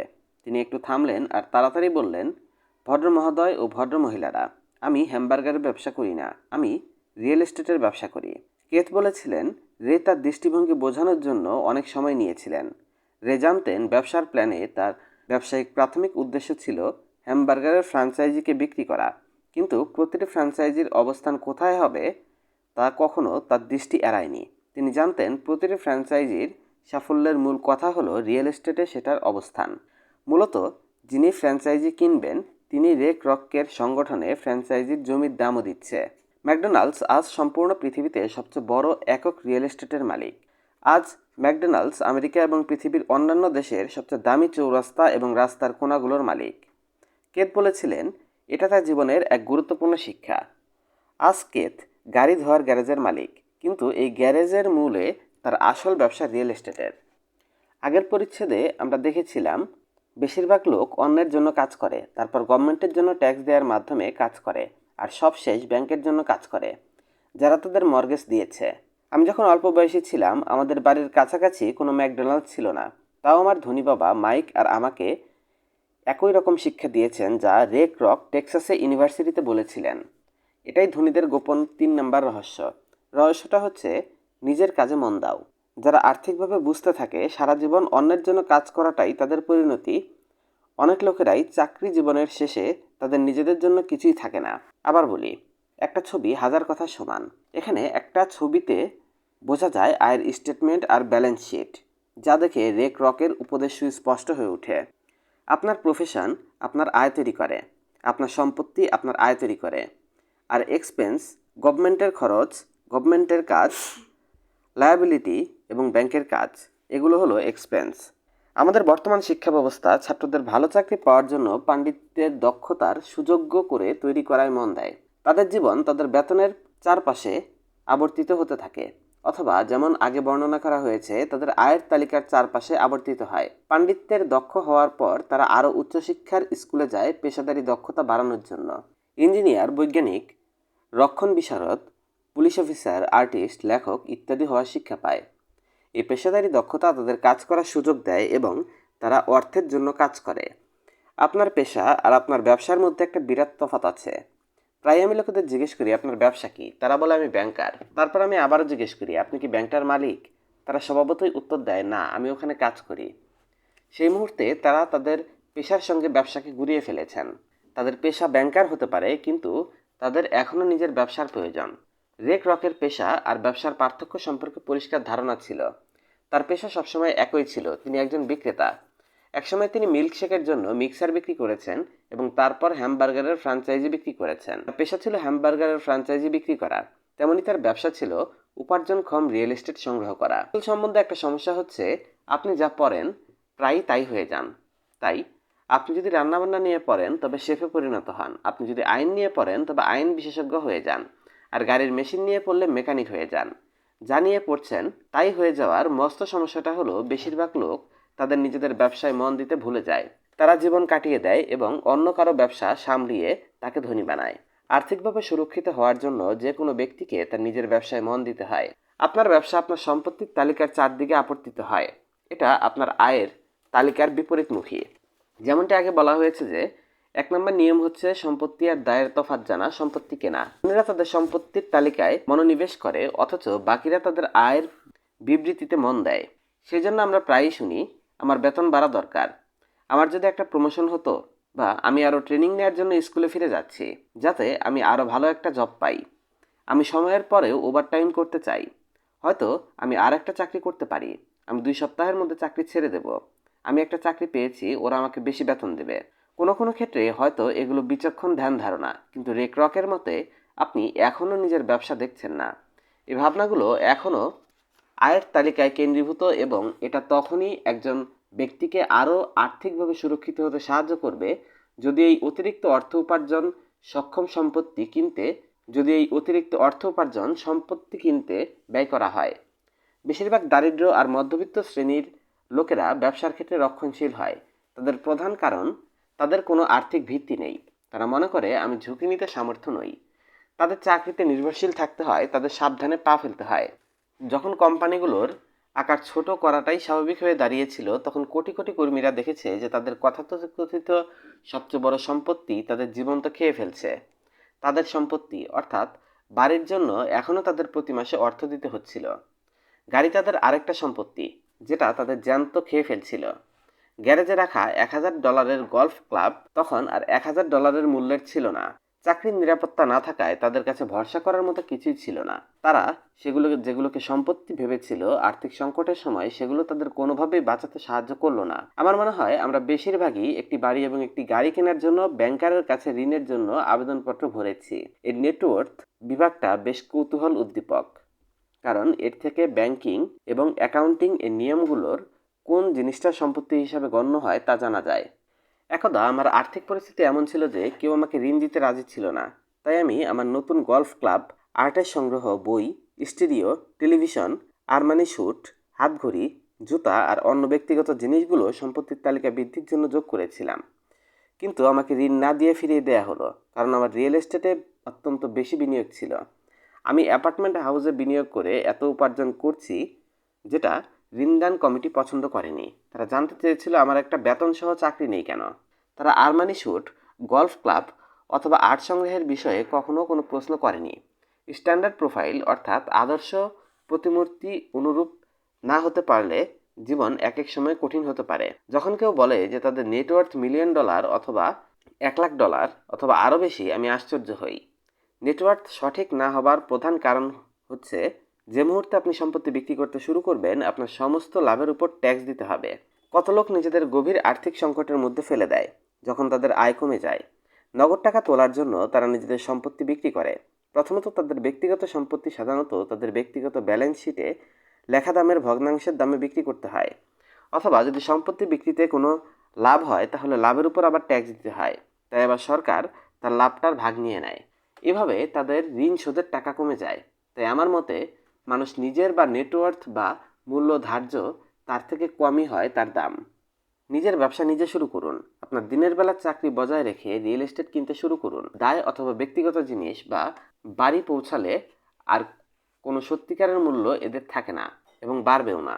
একটা নতুন গাড়ির দাম প্রায় 25% কমে যায় একবার আপনি গাড়িটা কিনে চালিয়ে নেওয়ার পর। এটা একটা সত্যিকারের সম্পত্তি নয়। আপনার ব্যাংকার যদি এটা সম্পত্তি বলে তাও নয়। আমার $400 নতুন টাইটানিয়াম ড্রাইভার কেনার পর চালানোর মাত্রই তা $150 মূল্য হারিয়েছিল। বড়দের জন্য বলা হয় আপনার খরচ কমান, দায় কমান আর পরিশ্রম করে নির্ভেজাল সম্পত্তি ভিত্তি তৈরি করুন। অল্প বয়সীরা যারা এখনও বাড়ি থেকে বেরোয়নি, তাদের মা বাবার উচিত তাদের সম্পত্তি আর দায়ের মধ্যে পার্থক্য বোঝানো। তাদের বাড়ি ছাড়ার, বিয়ে করার, বাড়ি কেনার, সন্তান হবার ঝুঁকিপূর্ণ আর্থিক অবস্থা, চাকরিতে জড়িয়ে পড়ার এবং সবকিছু ধারে কিনে চলার চেয়ে তাদের একটা খাঁটি সম্পত্তির সারি প্রস্তুত করান। আমি অনেক অল্প বয়সী দম্পতিকে দেখি যারা বিয়ে করে এবং নিজেদের এমন এক জীবনযাত্রার জালে জড়িয়ে ফেলে যার ফলে তারা তাদের কর্মজীবনের বেশিরভাগ সময়টাই দেনার মধ্যে বন্দী হয়ে পড়ে। বেশিরভাগ লোকের ক্ষেত্রে সন্তান যখন বাড়ি ছেড়ে যাওয়ার জন্য প্রস্তুত হয়, মা বাবার খেয়াল হয় যে তারা অবসর গ্রহণের জন্য যথেষ্ট প্রস্তুত নয়। তখন তারা কিছু পয়সা আলাদা রাখতে থাকে, কিন্তু তখন তাদের নিজেদের মা বাবা অসুস্থ হয়ে পড়ে আর তাদের কাঁধেও নতুন দায়িত্ব এসে পড়ে। তাহলে আমি কি ধরনের সম্পত্তির কথা বলছি যা আমাকে এবং আপনার সন্তানদের সংগ্রহ করার প্রয়োজন? আমার জগতে রিয়েল এস্টেটের বিভিন্ন শ্রেণী রয়েছে। এক, এমন ব্যবসা যাতে আমার উপস্থিতির প্রয়োজন নেই। আমি এগুলোর মালিক, কিন্তু ওগুলো পরিচালনা করে অন্য লোক। আমার যদি ওখানে কাজ করতে হয় তাহলে ওইটা আমার ব্যবসা থাকবে না, আমার চাকরি হয়ে যাবে। 2, স্টক। 3, বন্ড। 4, mutual fund. 5, অর্থ উৎপাদক রিয়েল এস্টেট। 6, নোট, IOU অর্থাৎ ধার দেয়া। 7, মিউজিক, স্ক্রিপ্ট, পেটেন্ট ইত্যাদি, ইন্টালেকচুয়াল বুদ্ধিগত প্রপার্টি।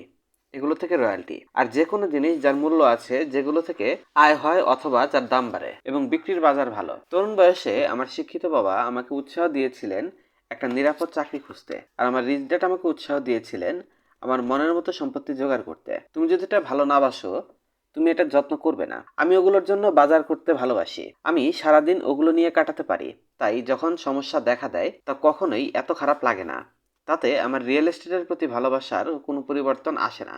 যারা রিয়েল এস্টেটকে ঘৃণা করে তাদের এটা না কেনাই ভালো। আমি ছোট কোম্পানির স্টক ভালোবাসি, বিশেষ করে স্টার্ট আপ কোম্পানি, প্রারম্ভিক কোম্পানি, কারণ আমি একজন এন্টারপ্রেনার, কর্পোরেট ব্যক্তি নই। শুরুতে আমি বড় সংস্থা যেমন Standard Oil of California, the New Age Marine Cable এবং জেরক্স কর্পোরেশনে কাজ করেছিলাম। আমি এইসব সংস্থায় ভালো সময় কাটিয়েছি এবং আমার অনেক প্রিয় স্মৃতি আছে। কিন্তু মনের গভীরে আমি জানি আমি কোম্পানি ম্যান নই। আমি কোম্পানি শুরু করতে ভালোবাসি, সেগুলো চালাতে নয়। তাই আমি সাধারণত ছোট কোম্পানির স্টক কিনি। আবার কখনো কখনো আমি কোম্পানিটা শুরু করি, তারপর পাবলিক লিমিটেডে পরিণত করি। নতুন স্টক জারি করলেই সৌভাগ্য গড়েও যায়। আমি সেই খেলাটা ভালোবাসি। অনেকে ছোট কোম্পানিকে ভয় পায় আর ঝুঁকিপূর্ণ বলে, কথাটা ঠিক। যদি বিনিয়োগ করতে ভালোবাসেন, ব্যাপারটা বোঝেন আর খেলাটা জানেন, তাহলে ঝুঁকির আশঙ্কা অনেকটাই কমে যায়। ছোট কোম্পানির ক্ষেত্রে আমার বিনিয়োগের কৌশল হলো 1 বছরের মধ্যে সব স্টক বিক্রি করে দেয়া। অন্যদিকে আমার রিয়েল এস্টেটের কৌশল হলো ছোট দিয়ে শুরু আর ক্রমশ ছোট সম্পত্তি বিক্রি করে আরো বড় সম্পত্তির ব্যবসা চালানো, আর এইভাবে লাভের উপর ট্যাক্স দেওয়ার বিলম্ব করা। এর ফলে সম্পত্তির মূল্য হঠাৎ খুব বেড়ে যায়। আমি সাধারণত 7 বছরেরও কম সময় অবধি রিয়েল এস্টেট নিজের কাছে রাখি। যখন আমি মেরিন অথবা জেরক্স কর্পোরেশনে চাকরি করেছি, তখন বেশ কয়েক বছর আমার ধনবান বাবার উপদেশ মতো কাজ করেছি। আমি দিনে চাকরি করতাম, কিন্তু তবুও নিজের ব্যবসা নিজে চালাতাম। আমার সম্পত্তির তালিকা সম্বন্ধে আমি সজাগ ছিলাম। আমি রিয়েল এস্টেট আর ছোট স্টকের ব্যবসা করতাম। ধনী বাবা সবসময় আমাকে আর্থিক শিক্ষা এবং সাক্ষরতার গুরুত্বের উপর জোর দিতেন। আমি জানতাম অ্যাকাউন্টিং আর ক্যাশ ম্যানেজমেন্ট, অর্থাৎ নগদ পরিচালনা যত ভালো বুঝবো, তত বিনিয়োগ বিশ্লেষণে পটু হয়ে উঠবো এবং শেষে নিজের কোম্পানি শুরু করতে এবং গড়ে তুলতে সক্ষম হব। সত্যিকার আগ্রহী না হলে আমি কাউকে কোম্পানি শুরু করতে উৎসাহ দেব না। আমি জানি একটা কোম্পানি কিভাবে চালাতে হয়, তাই সেটা কারো উপর চাপাতে চাই না। অনেকে চাকরি না পেয়ে একটা কোম্পানি শুরু করার কথা চিন্তা করে, কিন্তু প্রতিকূল পরিস্থিতি সাফল্যে বাধা দেয়। 10টা কোম্পানির মধ্যে 9টা কোম্পানি 5 বছরের মধ্যে ব্যর্থ হয়। যে কটা প্রথম 5 বছর বাঁচে, তারও 10টার মধ্যে 9টা শেষ অবধি ব্যর্থ হয়। তাই যদি আপনি সত্যি কোম্পানির মালিকানার তীব্র আকাঙ্ক্ষা রাখেন, তবেই আমি এর অনুমোদন করছি। অন্যথায় আপনার চাকরিটা বজায় রাখুন, নিজের কাজে মন দিন। যখন আমি নিজের কাজে মন দিন বলি, তখন আমি বলতে চাই আপনার সম্পত্তি মজবুত করুন। এতে $1 যোগ হলে কখনো সেটা বাইরে বেরিয়ে যেতে দিবেন না। মনে করুন একবার $1 আপনার সম্পত্তির সারিতে ঢুকলো, অমনি সে আপনার কর্মচারী হয়ে গেল। অর্থ সম্বন্ধে সবথেকে সুসংবাদ হলো এটা 24 ঘন্টা কাজ করে এবং পুরুষানুক্রমে কাজ করতে থাকে। আপনি দিনের বেলা চাকরি বজায় রাখুন, একজন মহান কর্মচারী হয়ে উঠুন, কিন্তু আপনার সম্পত্তির সারি গড়ে তুলতে থাকুন। আপনার ক্যাশ ফ্লো বাড়ার সঙ্গে সঙ্গে আপনি কিছু বিলাসদ্রব্য কিনতে পারেন, কিন্তু গুরুত্বপূর্ণ তফাৎ আছে। ধনীরা বিলাসদ্রব্য সব শেষ কিনে, আর গরিব আর মধ্যবিত্ত শ্রেণী প্রথমেই এসব কেনার প্রবণতা দেখে। গরিব আর মধ্যবিত্ত শ্রেণীর প্রায় বিলাসদ্রব্য, যেমন বড় বাড়ি, হীরা, কার, গয়না অথবা বোট ইত্যাদি কেনে, কারণ তারা নিজেদের ধনী দেখাতে চায়। তাদের ধনী দেখায় বটে, তবে বাস্তবে তারা আরও গরিব ক্রেডিট কার্ডের দেনায় ডুবে যায়। পুরনো ধনী ব্যক্তি বা দীর্ঘ সময় এবং বহুদিন ধরে ধনীরা প্রথমে তাদের সম্পত্তি তৈরি করে। এই সম্পত্তির সারি থেকে যা আয় হয় তা দিয়ে বিলাসদ্রব্য কেনে। গরিব বা মধ্যবিত্ত শ্রেণীরা নিজেদের রক্ত জল করা পরিশ্রম থেকে প্রাপ্ত অর্থ আর পৈতৃক সূত্রে প্রাপ্ত অর্থ দিয়ে বিলাসদ্রব্য কিনে। দীর্ঘকাল সম্পত্তিতে বিনিয়োগ করে সেটা বাড়ানো হচ্ছে সত্যিকারের বিলাসিতা। উদাহরণস্বরূপ, যখন অ্যাপার্টমেন্ট হাউস থেকে আমার স্ত্রী আর আমার অতিরিক্ত অর্থ উপার্জন হচ্ছিল, আমার স্ত্রী তার মার্সিডিজ গাড়িটা কেনে। এজন্য তার দিক থেকে কোনো অতিরিক্ত কাজ করতে হয়নি বা ঝুঁকি নিতে হয়নি, কারণ সে অ্যাপার্টমেন্ট হাউসের ব্যবসাটা থেকেই গাড়ি কিনে। তাকে অবশ্যই এর জন্য 4-5 বছর অপেক্ষা করতে হয়েছিল। ততদিন রিয়েল এস্টেটের পোর্টফোলিও বেড়েছিল এবং শেষে গাড়ির দাম দেওয়ার মতো যথেষ্ট অতিরিক্ত ক্যাশ ফ্লো তৈরি হতে শুরু হয়েছিল। কিন্তু এই বিলাসদ্রব্যটা, মার্সিডিজ গাড়িটা, একটি সত্যিকারের পুরস্কার ছিল, কারণ সে প্রমাণ করেছিল যে সে জানে কিভাবে সম্পত্তি বাড়াতে হয়। এই গাড়িটার মূল্য এখন তার অন্য যে কোনো সুন্দর গাড়ির চেয়ে অনেক বেশি। সে তার অর্থ জ্ঞান ব্যবহার করে এটা পেয়েছিল। বেশিরভাগ লোকেরা আবেগতাড়িত হয়ে ঋণে গাড়ি কিনে অথবা অন্য কোনো বিলাসদ্রব্য কিনে। হয়তো তাদের একঘেয়ে লাগছিল, অথবা তারা শুধু একটি নতুন খেলনা চাচ্ছিল। ঋণে বিলাসদ্রব্য কিনলে কখনো না কখনো সেই ব্যক্তির ওই বিলাসদ্রব্যটির উপর বিরক্ত হয়ে ওঠে, কারণ সেই ঋণ তখন একটি আর্থিক বোঝা হয়ে দাঁড়ায়। যখন আপনি সময়ের হিসাব করে বিনিয়োগ করে নিজের ব্যবসা গড়ে তুলছেন, তখনই আপনি সেই জাদু স্পর্শের ছোঁয়া লাগানোর জন্য প্রস্তুত। ট্যাক্সের ইতিহাস এবং কর্পোরেশনের ক্ষমতা। পঞ্চম অধ্যায়, চতুর্থ শিক্ষা। আপনারা শুনছেন রিচ ড্যাড পুর ড্যাড, কর এবং কর্পোরেশনের ক্ষমতা। আমার মনে আছে স্কুলে আমাদের Robin Hood and his merry men এর গল্প শোনানো হতো। আমাদের স্কুলের শিক্ষকদের মতে এটি একটি কেভিন কনসার্ট ধরনের রোমান্টিক নায়কের আশ্চর্য সুন্দর গল্প, যে ধনীদের সম্পদ লুট করে গরিবদের বিলিয়ে দিতেন। আমার ধনী বাবা রবিনহুডকে নায়ক হিসেবে দেখতেন না, তিনি রবিনহুডকে একজন ঠগ মনে করতেন। রবিনহুড হয়তো অনেক আগেই গত হয়েছে, কিন্তু তার অনুগামীরা বেঁচে আছে। এখন আপনি প্রায় লোকেদের বলতে শুনবেন, এর জন্য ধনীরা পয়সা দেবে না কেন, অথবা ধনীদের করের মাধ্যমে আরো টাকা দেওয়া উচিত আর সেটা গরিবদের মধ্যে ভাগ করে দেওয়া উচিত। এই রবিনহুডের ধারণাটা অথবা ধনীদের কাছ থেকে নিয়ে গরিবদের বিলিয়ে দেওয়ার ধারণাটা গরিব আর মধ্যবিত্ত শ্রেণীর দুঃখের মূল কারণ। রবিনহুডের এই আদর্শের জন্যই মধ্যবিত্ত শ্রেণীকে এত কর দিতে হয়। আসলে ধনীদের কর দিতে হয় না। এই মধ্যবিত্ত শ্রেণী, বিশেষ করে শিক্ষিত উচ্চ আয়ের মধ্যবিত্ত শ্রেণী, গরিবদের জন্য অর্থ দিয়ে থাকে। পুরো ঘটনাটা কিভাবে ঘটছে জানার জন্য আমাদের বিষয়টা ঐতিহাসিক প্রেক্ষাপটে দেখা দরকার। তাই করের ইতিহাসটাও জানা দরকার। যদি আমার উচ্চশিক্ষিত বাবা শিক্ষার ইতিহাস বিশেষজ্ঞ ছিলেন, অন্যদিকে আমার ধনী বাবা নিজেকে করের ইতিহাস বিশেষজ্ঞ হিসেবে তৈরি করেছিলেন। ধনী বাবা মাইক আর আমাকে বুঝিয়েছিলেন যে শুরুতে ইংল্যান্ড এবং আমেরিকায় কোনো কর ছিল না। কখনো কখনো সাময়িক কর বসানো হতো যুদ্ধের খরচ বহন করার জন্য। রাজা অথবা রাষ্ট্রপতি সবাইকে সেটাতে যোগ দিতে বলতেন। ব্রিটেনে নেপোলিয়নের বিরুদ্ধে যুদ্ধ করার জন্য 1999 থেকে 1816 অবধি কর ধার্য করা হয়েছিল। আর আমেরিকায় 1961 থেকে 1965 পর্যন্ত সিভিল ওয়ারের জন্য কর ধার্য করা হয়েছিল। 1874 সালে ইংল্যান্ডের নাগরিকদের উপর আয়কর স্থায়ীভাবে ধার্য করা হয়। 1913 সালে আমেরিকা যুক্তরাষ্ট্রের সংবিধানের 16তম সংশোধনীর পর আয়কর স্থায়ী রূপ নিয়েছিল। একসময় আমেরিকাবাসীরা ট্যাক্সের বিপক্ষে ছিল। চায়ের উপর অত্যাধিক করই ওয়েস্টার্ন হারবারের বিখ্যাত টি পার্টির কারণ। এটি এমন একটি ঘটনা যা পরে রেভলিউশনারি ওয়ার এর আগুন প্রজ্বলিত করেছিল। ইংল্যান্ড এবং আমেরিকা যুক্তরাষ্ট্রের দুই জায়গাতেই নিয়মিতভাবে আয়কর দেবার ধারণা স্বীকার করে নিতে প্রায় 50 বছর লেগেছিল। এই ঐতিহাসিক তারিখগুলো দেখে যেটা বোঝা যায় তা হলো, প্রথমে দুই জায়গাতেই এই কর শুধু ধনীদের উপর ধার্য করা হয়েছিল। আমাদের ধনী বাবা নায়িকার আমাকে এই পরিস্থিতিটা বোঝাতে চেয়েছিলেন। তিনি বোঝাতে চেয়েছিলেন করের ধারণা জনপ্রিয় করার জন্য গরিবের মধ্যবিত্ত শ্রেণীকে যে বলা হয়েছিল যে কর শুধু ধনীদের শাস্তি দেওয়ার জন্য সৃষ্টি করা হয়েছে, যাতে অধিকাংশ লোক এটা মেনে নেয়। এভাবেই জনগণ আইনের সপক্ষে ভোট দিয়েছিল এবং এভাবেই এটি সাংবিধানিকভাবে বৈধ হয়ে গিয়েছিল।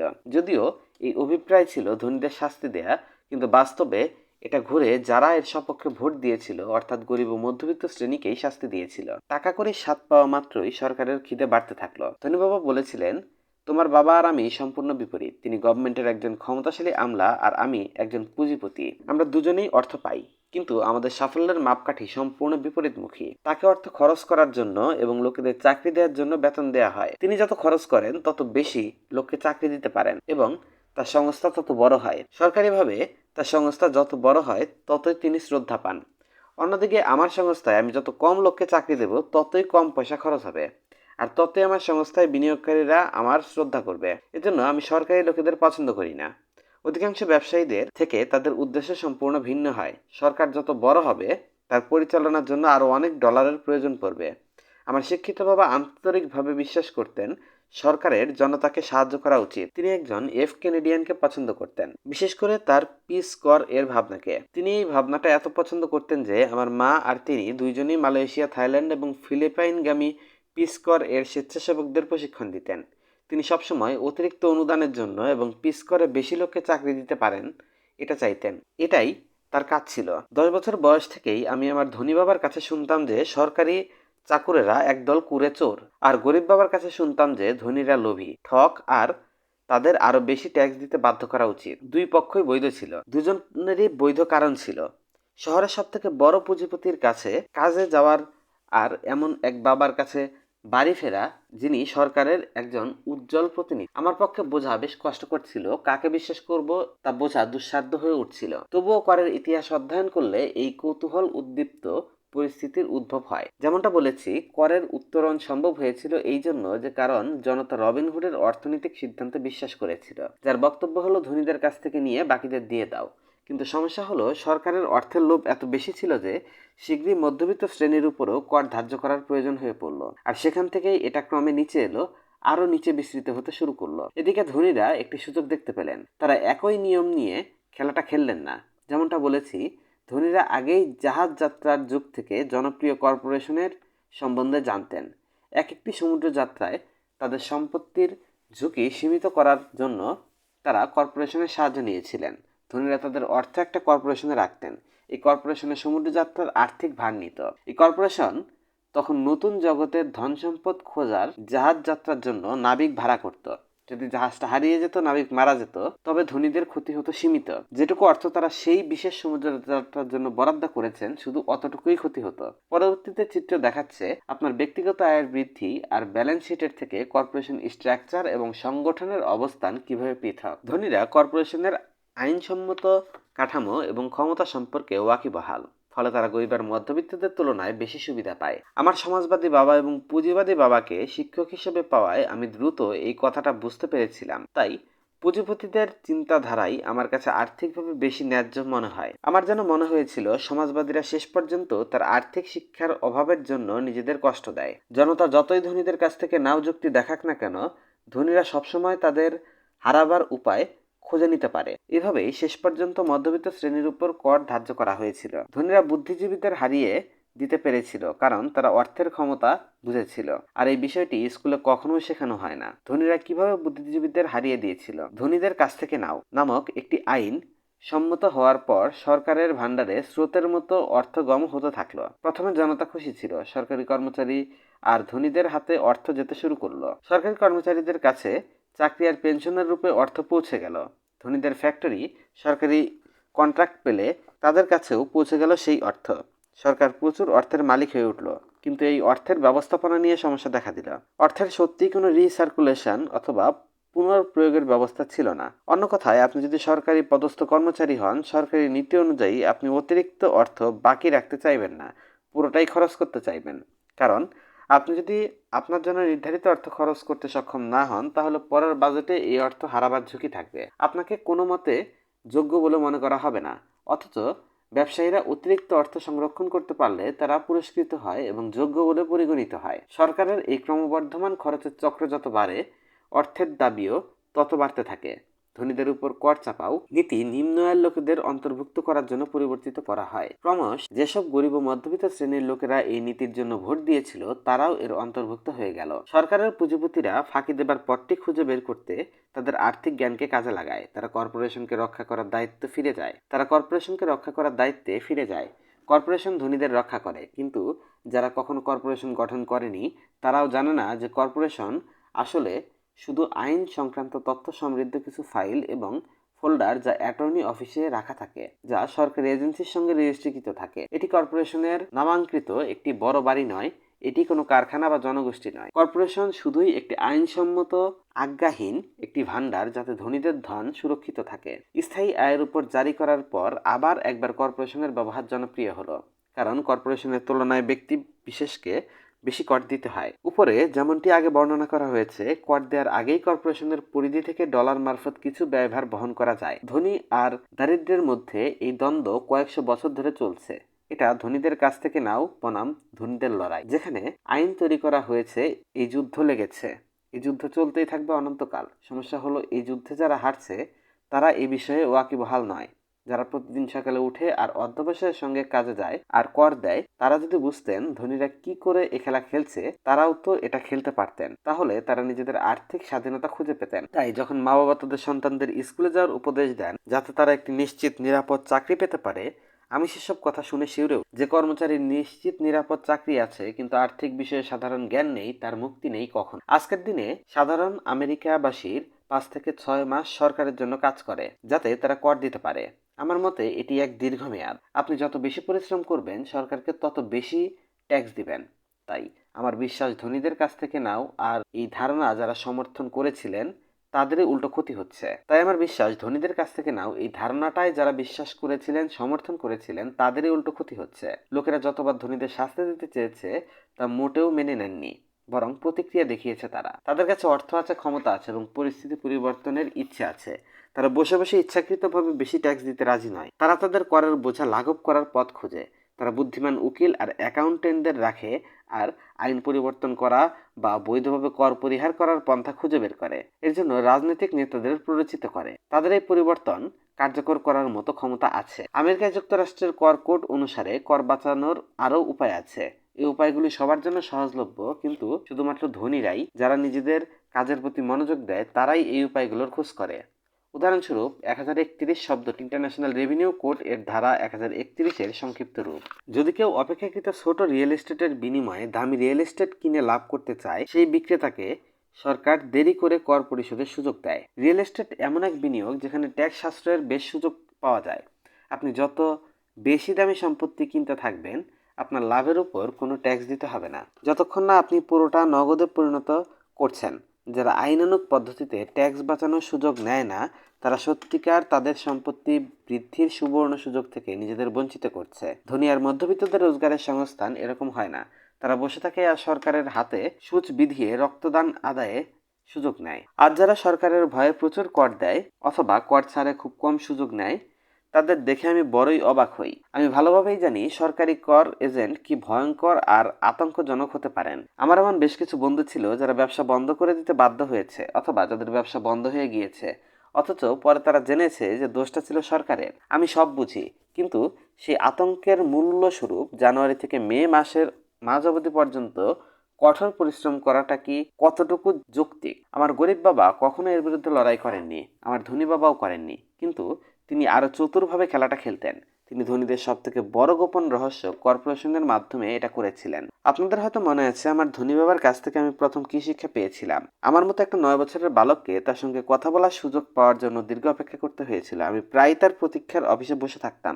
তিনি ইচ্ছাকৃতভাবে আমাকে এড়িয়ে যেতেন। তিনি চাইতেন আমি তার ক্ষমতা উপলব্ধি করি এবং আমি একদিন এই ক্ষমতাকে নিজের কাঙ্ক্ষিত বস্তু করে তুলি। আমি ওর কাছে যতদিন জ্ঞান লাভ করেছি আর শিখেছি, উনি সবসময় আমার মনে করিয়ে দিয়েছেন যে জ্ঞানই আসল ক্ষমতা, আর অর্থের সঙ্গে যে বিরাট ক্ষমতা জড়িত সেটা সুরক্ষিত রাখার জন্য, তা বাড়াবার জন্য যথার্থ জ্ঞানের প্রয়োজন। না হলে পৃথিবী আপনাকে অনবরত ধাক্কা দিতে থাকবে। ধনী বাবা আমাকে আর মাইককে সবসময় মনে করিয়ে দিতেন যে সব থেকে বড় উৎপীড়ক আপনার বস অথবা সুপারভাইজার নয়, ট্যাক্সের লোকেরা সবসময় বেশি নেবে। প্রথম পাঠ ছিল ক্ষমতা মানেই অর্থের জন্য কাজ করার বদলে অর্থকে দিয়ে আপনার জন্য পরিশ্রম করানো। আপনি যদি অর্থের জন্য কাজ করেন, ক্ষমতাটা আপনার মালিককে দিয়ে দেন। আপনি যদি অর্থকে দিয়ে নিজের জন্য কাজ করান, আপনি ক্ষমতা নিয়ন্ত্রণে রাখেন। অর্থের ক্ষমতা আমাদের জন্য কাজ, এই পাঠ শেখানোর পর তিনি চেয়েছিলেন আমাদের আর্থিকভাবে বুদ্ধিমান করতে, যাতে উৎপীড়করা আমাদের আঘাত না দিতে পারে।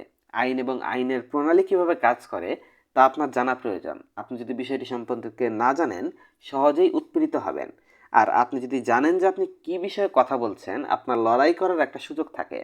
এজন্য তিনি বুদ্ধিমান উকিল আর অ্যাকাউন্টেন্টদের মোটা বেতন দিতেন। তাদের বেতন দেয়া সরকারকে অর্থ দেওয়ার চেয়ে কম খরচ সাপেক্ষ ছিল। উনি আমায় সবসময় সেরা যে কথাটি শিখিয়েছিলেন সেটি হলো, বুদ্ধিমান হও, তাহলে তোমার চারপাশ থেকে বড় ধাক্কা খেতে হবে না। কথাগুলি আমি আমার জীবনের বেশিরভাগ ক্ষেত্রে ব্যবহার করেছি। তিনি আইন জানতেন, তিনি আইন মেনে চলা নাগরিক ছিলেন।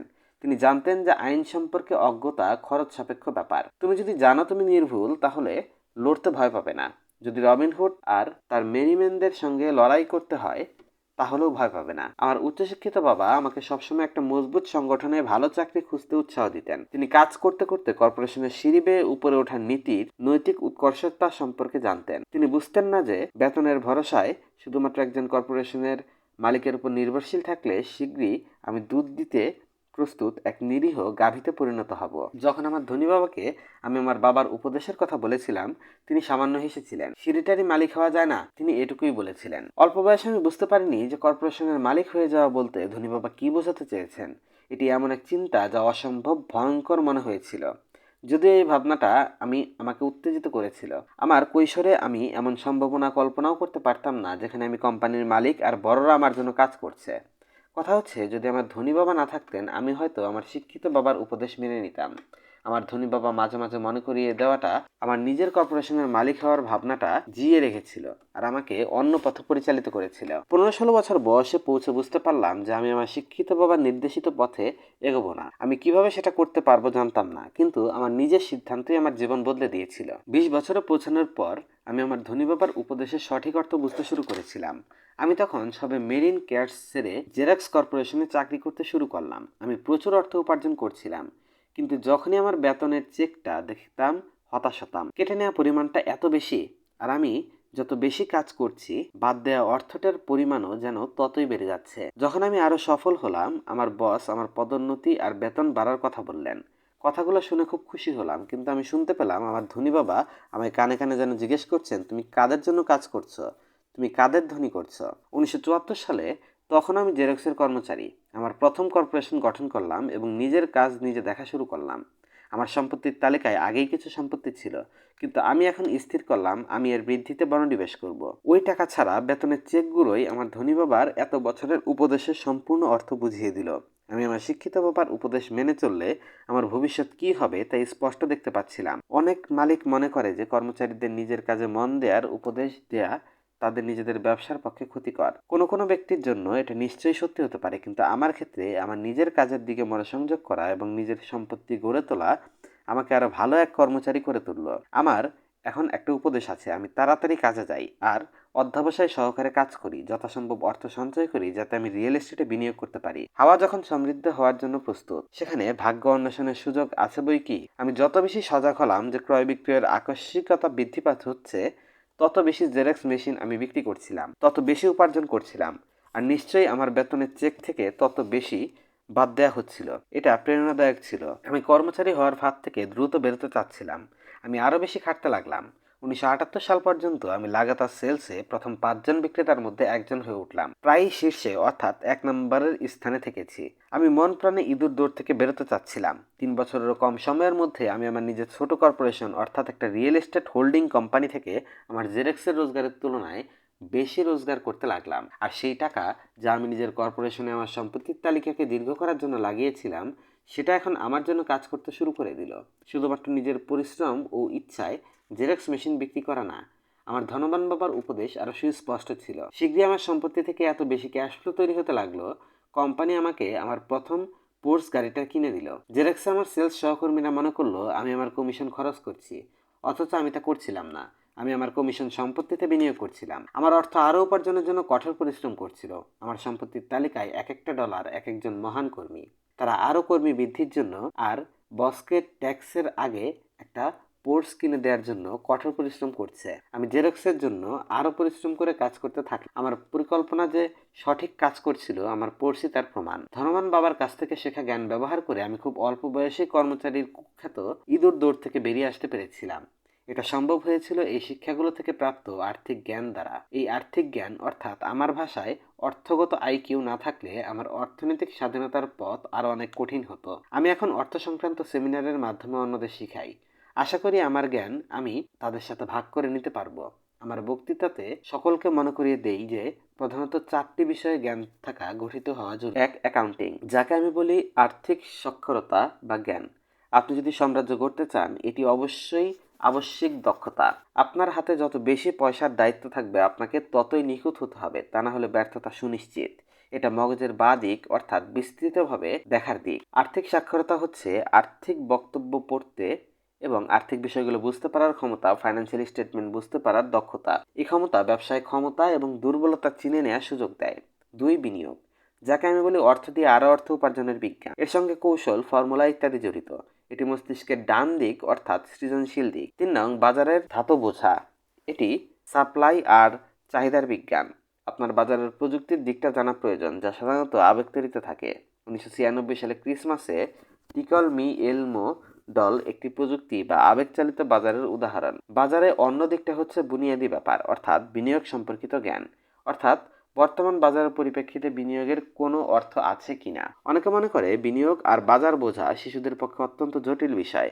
তাদের দৃষ্টি এড়িয়ে যায় যে শিশুরা সহজগতভাবে এইসব বিষয় জানে। যারা এলমো ডলের সঙ্গে পরিচিত নন তাদের জন্য এটা একটা সিমেসে স্ট্রিটের চরিত্র, যার ক্রিসমাসের আগে শিশুদের মধ্যে ঘন ঘন প্রচার করা হয়েছিল। সব শিশুরাই এই খেলনা দাবি করছিল। তাদের ক্রিসমাস তালিকায় ছিল এই পুতুল। অনেক বাবা মা ভেবে অবাক হচ্ছিলেন যে কোম্পানিরা কি ইচ্ছা করেই এই বস্তুটিকে বাজার থেকে সরিয়ে রেখেছে আর ক্রিসমাসের মতো বিজ্ঞাপন দিয়ে যাচ্ছে। এত চাহিদার সঙ্গে সরবরাহ না থাকায় একটা আকস্মিক পার্থক্যে এবং আতঙ্কের সৃষ্টি হয়েছিল।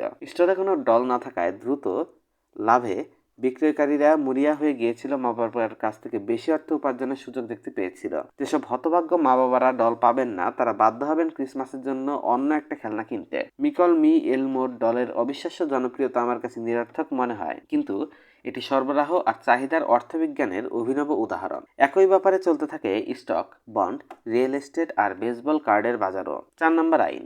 উদাহরণস্বরূপ অ্যাকাউন্টিং, বিনিয়োগ আর বাজারের কারিগরি দক্ষতা নিয়ে গঠিত একটি কর্পোরেশন অভাবনীয় বৃদ্ধিতে সহায়তা হতে পারে। যার কর্পোরেশনের কর্তৃত্ব দেয়, ট্যাক্সের সুবিধা আর সুরক্ষার জ্ঞান আছে, সে একটি ছোট ব্যবসার একমাত্র মালিক বা কর্মচারীর চেয়ে দ্রুত ধনী হতে পারে। এই তফাৎটা হাঁটা আর ওড়ার মতো। এই তফাৎটা দীর্ঘমেয়াদী অর্থের প্রশ্ন উঠলে আরো স্পষ্ট হয়ে যায়। 1. ট্যাক্সের সুবিধা। একটি কর্পোরেশন অনেক কিছু করতে পারে যা একজন ব্যক্তি করতে পারে না, যেমন ট্যাক্স দেওয়ার আগে খরচের খাতে টাকা রাখা। এটা এক রোমাঞ্চকর বিশেষজ্ঞতার এলাকা, কিন্তু আপনার সম্পত্তি বা ব্যবসা যথেষ্ট বড় না হলে এর প্রয়োজন নেই। কর্মচারীরা রোজগার করে, ট্যাক্স দেয় আর তারপর বকেয়া অর্থ দিয়ে জীবন চালাতে চেষ্টা করে। একটা কর্পোরেশন রোজগার করে, যথাসম্ভব খরচ করে আর বকেয়া অর্থের ট্যাক্স দেয়। এটা আইনের বড় ফাঁক যা ধনীরা ব্যবহার করে। এগুলো সৃষ্টি করা সোজা, আর যদি আপনি এমন বিনিয়োগের মালিক হন যাতে যথেষ্ট ক্যাশ ফ্লো হয়, তাহলে এটা তেমন খরচ সাপেক্ষ হবে না। উদাহরণস্বরূপ, আপনি যদি নিজের কর্পোরেশনের মালিক হন, আপনার ছুটি কাটাবেন হাওয়াইয়ে, বোর্ড মিটিংয়ে, গাড়ির দাম দেয়া, ইন্স্যুরেন্স আর মেরামত সবই কোম্পানির খরচ। স্বাস্থ্য ক্লাবের সদস্যতাও কোম্পানির খরচ। বেশিরভাগ রেস্টুরেন্টের খাবারের দামের একাংশ মাত্র দিতে হবে। এরকম অনেক কিছু। কিন্তু আইন মেনে কাজ করুন আর ট্যাক্স দেওয়ার আগের ডলার দিয়ে করুন। মামলা মোকদ্দমা থেকে সুরক্ষা। আমরা এক মামলাবাজ সমাজে বাস করি। প্রত্যেকেই আপনার কাজের লাভ চায়। ধনীরা তাদের সম্পত্তি পাওনাদারদের কাছ থেকে রক্ষা করার জন্য কর্পোরেশন এবং ট্রাস্টের সাহায্য নেয়। কেউ যদি একজন ধনী লোকের বিরুদ্ধে মামলা করে, তাকে নানা আইনের কবচের স্তর ভেদ করতে হয়, এবং প্রায় দেখা যায় যে ধনী ব্যক্তিরা আসলে কিছুরই মালিক নন। তারা সব কিছু নিয়ন্ত্রণ করে, কিন্তু কিছুরই মালিক নন। ধনী আর মধ্যবিত্ত শ্রেণী সব জিনিসের মালিক হতে চায়। ফলে সরকার অথবা ধনীদের বিরুদ্ধে মামলা করতে আগ্রহী হওয়া নাগরিকদের কাছে এরা সবসময় জিতে যায়। এটা তারা রবিনহুডের গল্প থেকে শিখেছে। ধনীদের কাছ থেকে নাও আর গরিবদের দিয়ে দাও। একটা কর্পোরেশনের মালিকানার বৈশিষ্ট্য নিয়ে আলোচনা করা এই বইয়ের উদ্দেশ্য নয়, কিন্তু আমি বলবো, আপনার যদি কোনো বৈধ সম্পত্তি থাকে, আপনি কর্পোরেশনের সুবিধা আর সুরক্ষা সম্পর্কে যত শীঘ্র পারেন আরও বেশি খবর নিয়ে দেখুন। এ বিষয়ে প্রচুর বই আছে। এমনকি কর্পোরেশন কীভাবে গঠন করতে হয় সেসব প্রয়োজনীয় পদক্ষেপেরও বর্ণনা আছে। বিশেষ করে একটা বই, থিঙ্ক অ্যান্ড গ্রো রিচ, ব্যক্তিগত কর্পোরেশনের ক্ষমতা সুন্দর অন্তর্চিত্র দেয়। আর্থিক আইকিউ অর্থাৎ নানা দক্ষতা আর গুণের সংমিশ্রণ। কিন্তু আমি বলবো, এটা উপরোক্ত 4টি প্রয়োজনীয় দক্ষতার সমাবেশ যা প্রাথমিক আর্থিক জ্ঞান তৈরি করে। আপনি যদি প্রচুর ধনবানের উচ্চাশা রাখেন, এই দক্ষতাগুলোর সংমিশ্রণ অনেকটাই আপনার জ্ঞানের বৃদ্ধি করবে।